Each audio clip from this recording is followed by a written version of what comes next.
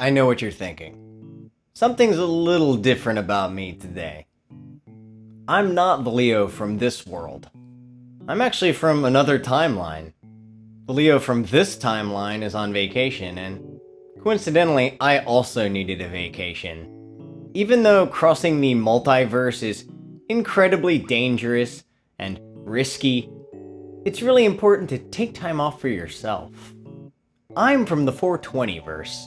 We're a pretty chill universe. I don't actually do film reviews where I'm from. I'm a famous singer. A very famous singer. But this timeline is objectively one of the worst timelines. Food's free in most universes, actually. It's weird you guys have to pay for it. Your timeline is referred to as Timeline Zero throughout the multiverse. Hey, don't kill the messenger. Sorry to break the bad news to you in such a flippant way, but your planet hasn't even solved climate change yet. It's so damn hot here. No wonder everyone's so pissed off all the time. Y'all take a chill. You need to cool that shit out. Has your Earth even heard of electric vehicles and solar power? Well, I'm leaving as soon as this review is finished, so not a big deal to me. There's an infinite number of alternate timelines out there for me to explore. That's why I'm such a laid-back guy. So if you're ready to cross through the illusion of time and space and embark on an epic journey without ever leaving your seat, then I will be your cosmic guide. Welcome to the Anything, Anywhere, All the Time. Oh, sorry, that's a movie from my universe, not yours. The Everything Everywhere in the Doctor Strange Multiverse of Madness All at Once How I Spent My Summer Vacation Double Feature Review.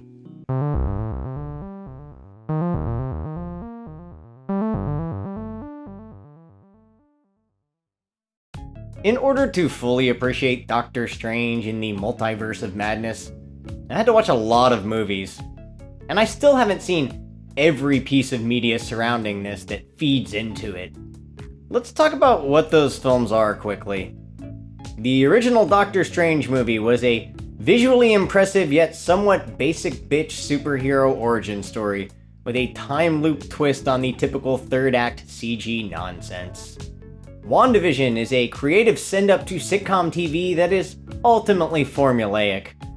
Its primary purpose was to set up Wanda as the villain for this movie. The reception to WandaVision was favorable, but if you go back and watch the sitcoms it's parodying, they're all more rewatchable than WandaVision itself. If you really want to understand Doctor Strange, you have to watch Dick Van Dyke, and The Brady Bunch, and The Mary Tyler Moore Show, and Full House, and Malcolm in the Middle, and Sam Raimi's Spider-Man trilogy, and Evil Dead, and Evil Dead 2, and Avengers Army of Darkness, and Spider-Man Age of Ultron, and Spider-Man Far From Home, Ragnarok, and Spider-Man The Brady Bunch, and the Mary Tyler Moore Marvel show What and If, Full House, and Malcolm in the Middle, and Sam Raimi's Spider-Man trilogy, and Evil Dead, Avengers Infinity, and Evil Dead 2, and Avengers Army of Darkness, and Spider-Man Age of Ultron, and Spider-Man Far From Home, Ragnarok, and Spider-Man No Way PD, and Chicago Fire, and Chicago Med. Wait, you don't need to watch those last couple shows. I have no idea why I said that. I think the multiverse is tearing apart at the seams. Doctor Strange in the Multiverse of Madness was originally helmed by Scott Derrickson, who just dropped The Black Phone, which I haven't seen, but based on the trailer, it looks pretty good. Derrickson's reason for leaving was initially described as creative differences, but it appears he wanted to make a more personal film that dealt with his own childhood trauma. Sam Raimi was brought in to take over the Multiverse of Madness, and it does bear the characteristics of his work. Dutch angles, stylish editing and camera movement, cartoonish gore, Bruce Campbell punching himself. Doctor Strange in the Multiverse of Madness throws insane idea after insane idea at you, sometimes immediately discarding them upon arrival. The entire second act of the film, which makes up half of the runtime, takes place in a single universe, so there's really not a lot of verse hopping going on here. The introduction of the Illuminati is only to provide a substantial body count. I like that Raimi included more violence and elements of horror to make this one stand out in the Marvel Studio catalog, but including all of these characters just to kill them off felt pointless. It was simply shock for the sake of shock. The potential problem within a multiverse story is that any character can be killed off and replaced by a parallel universe version of themselves, and so ultimately, nothing really matters here. When the film opens, the characters are speaking Spanish. I thought I had the language settings wrong at first, which caused me to restart the film. The Multiverse of Madness begins like a Greek epic, in the middle of the action without any explanation of the plot. This sexy parallel universe version of Doctor Strange gets killed when he tries to steal the timeline traveling powers of a young girl in a denim jean jacket named America Chavez. Then we cut to Michael Stuhlbarg being mad at Doctor Strange for the events of whatever Marvel movie came out before this one. Next, we get an exciting action scene where Doctor Strange fights a giant tentacled creature named Shumagarath in the comics, but they couldn't get the rights to the name, although it's essentially the same character. He looks kinda like Phil back there. The first act was Phil's favorite part of the movie. Isn't that right, Phil? He's the strong silent type. The Leo from this Earth, Earth Zero, we'll just refer to him as Zelo. He thinks that Phil is an inanimate object, but Phil has thoughts and feelings, hopes and fears. Make sure you give a shout out to Phil. From here, Doctor Strange runs into America Chavez, who can open up portals and jump through universes, which is not the way that multiverse travel works, but I'll give it a pass because that knowledge is not present in this timeline, and Star Trek Prime Directive rules, I can't tell you how it works. They pass through a series of timelines, which is in the trailer, although the trailer didn't show the whole scene. It's one of the film's most visually impressive moments. What's the main plot here? Scarlet Witch is coming for America. Doctor Strange is trying to protect her. That's really the whole movie. There's not much of a story for this one. Seems like a fun movie to throw on at a party. A bunch of crazy stuff happens. Doctor Strange fights his evil alter ego with music notes. It's Bach's Toccata and Fugue versus Beethoven's Fifth Symphony. This scene actually pulled me back in the film when it was starting to feel overly long. Strange controls a zombie version of himself, while Wanda controls giant demonic creatures. The cartoonish horror aesthetic on full display here is very Sam Raimi. Wanda goes full beast mode. She's 100% that witch, because she can alter reality in any way she sees fit. The only thing that stops her from ending all life on Earth is that she still has a heart. There's part of her that can be reasoned with, and it has to do with her love for the fake children she created. Her powers are strong enough where the children are kind of real, though. This is an interesting philosophical question to ask. How real are Wanda's kids? She's more interesting than Doctor Strange here, and Elizabeth Olsen kind of outshines Cumberbatch's performance. They should have just let him keep his British accent from the start. I think he would have sounded cooler, even if it broke canon. The film becomes more about Scarlet Witch, and I'm actually fine with that. Doctor Strange seems to be the guy who just shows up in other people's movies so he can use his magic to move the plot along.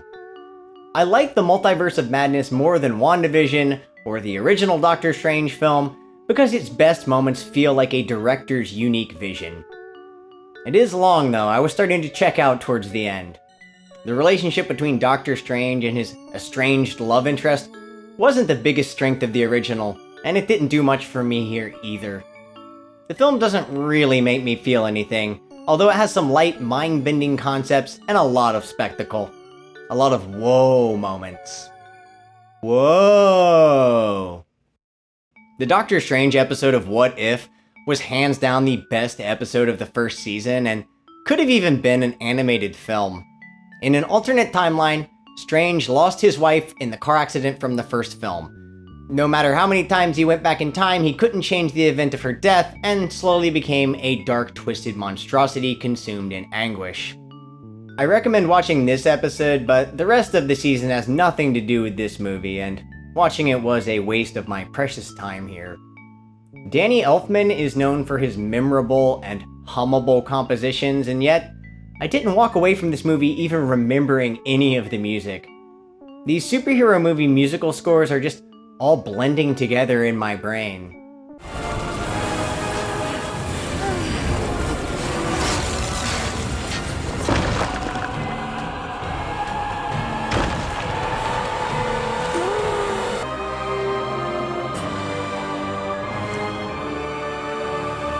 The fact that the character is named America confuses me every time Doctor Strange says something like, America is in danger, or we have to save America. For a second, I think he's talking about the United States. The character named America has 2 moms, and out there somewhere, I can hear the sound of a video essayist talking for 6 hours about wokeness. Everyone knows George Washington gave birth to America with his raging 10-incher. There were no women involved. Doctor Strange in the Multiverse of Madness is in the 6 to 7 range for me. But I'm gonna go ahead and go with a 7. I don't know if it's one of the best films of the year because I'm not from this world, but it has some great visuals, even if the story is just a mess of ideas centered around a sorcerer battling a witch. I'll take it. The movie ends with Doctor Strange's third eye opening, which is interesting to note because the next movie I'm reviewing ends the same way. Everything Everywhere All at Once is the critics' darling for the year. I don't see another movie coming out this year and receiving such unanimous praise. It's a crowd pleaser and a critic pleaser for sure.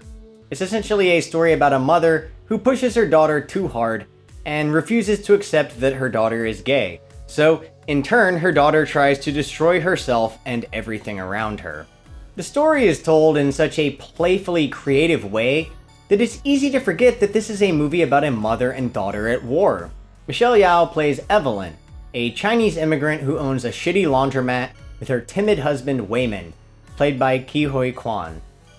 James Hong plays the family's grandfather Gong Gong. Generational difference is a key theme set up quickly in the movie, as Evelyn does not want her father to know that his granddaughter has a girlfriend. The grandfather doesn't speak English, and the granddaughter doesn't speak Chinese. So we immediately get all these nice little notes of conflict in the family, and everything so far is executed cleanly and precisely with natural performances from the cast. When we start to get into the multiverse element, the art design is top-notch. There's meticulous detail in all the wide variety of costumes that can make you forget most of the movie is taking place in a single location. It was all given the time and effort needed to make it work, right down to how many gray hairs were going to be in Michelle Yeoh's wig. Evelyn is in trouble with the IRS for writing off her hobbies as business expenses, and might be facing charges of fraud. Her husband wants to divorce her, so her life kind of sucks. When her eyes are opened to the multiverse, she discovers that a version of herself from another timeline is the one who discovered how to travel into parallel universes. In fact, she is more successful in every other timeline. In one timeline, she's a chef, and has a rivalry with another chef who hides a magic raccoon under his hat. This is apparently a reference to a movie called Ratatouille, which I've never seen. This is the part where you say, "You've never seen Ratatouille?" And I say, "I'm not from this world." I have eaten ratatouille, which is a classic late summer French vegetable stew, and it's delicious when done right. In another timeline, Evelyn and her daughter are talking rocks. How very existential. There was even a deleted scene where they were noodles.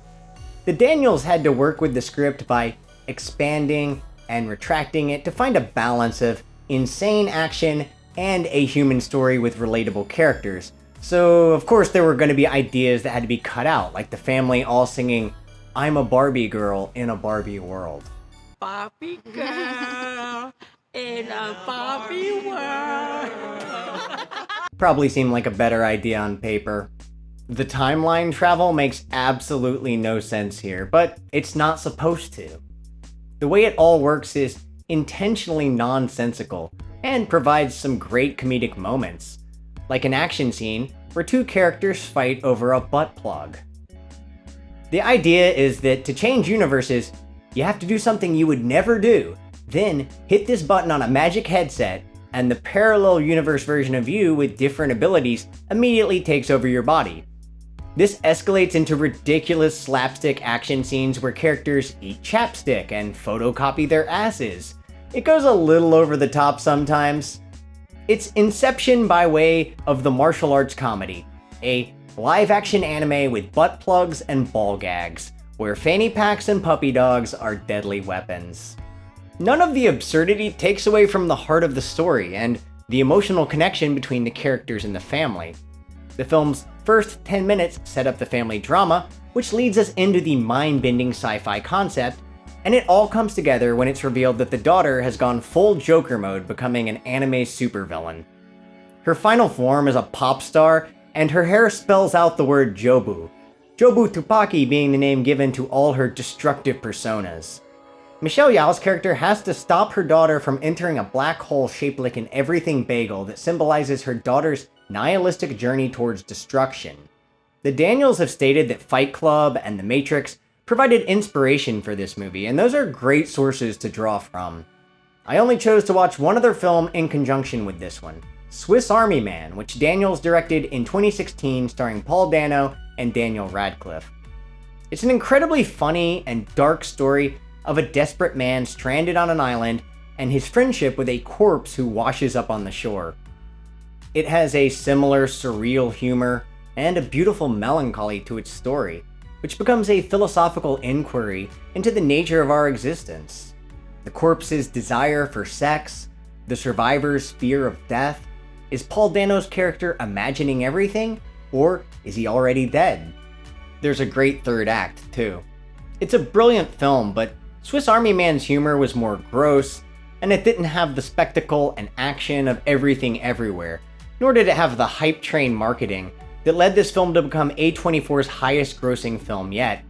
I usually live by the mantra, don't believe the hype, but this one lives up to the hype. Everything Everywhere All at Once is a triumph of visual storytelling. The Daniels have placed this story contained within a bureaucratic office building, using practical effects, wire work, dynamic camera movements, and precise editing to provide spectacular visuals. The raccoon is a practical remote-controlled effect, and I love the way it looks. I think Everything Everywhere is better than the Multiverse of Madness because it uses practical effects when it can, and the relationship between mother and daughter is way more emotional than the relationship between Doctor Strange and his estranged wife or ex-girlfriend or whatever she is.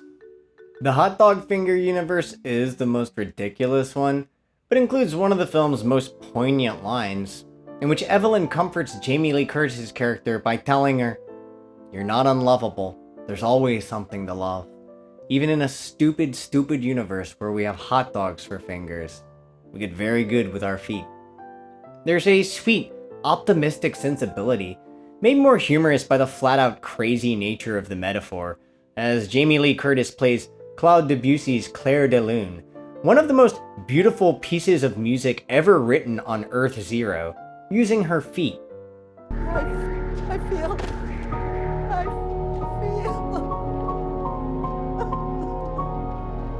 It's a moment that is absurdly stupid, stupidly beautiful, beautifully tragic, and tragically absurd. Kind of like the nature of existence on this planet. I think the most interesting idea to take away from the multiverse concept is that every time you stop to make a decision, every possibility exists and is real. It's just a matter of your choice to be in the universe where you and the people around you are the happiest and the healthiest. Everything Everywhere All at Once has spectacle, heart, and it also makes you think, so this film really hits all the marks for me. The third act does drag on a little long, and at times the relentless wackiness starts to wear thin, but that's usually where the filmmakers were smart enough to reel the story back in and ground it with family drama. I would go 10 out of 10 for this film, but it seems like such an easy 10 to give that I'm gonna be that guy and give it a 9. I'm from a different universe anyway, so what does it really matter? Nothing really matters. We're all just dust in the wind, dude. I think I could go for a bagel right now.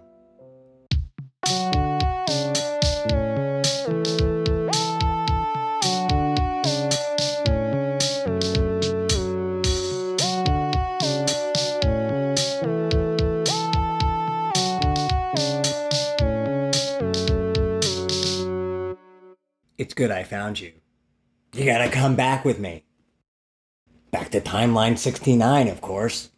We're a bunch of assholes there. We gotta do something about it.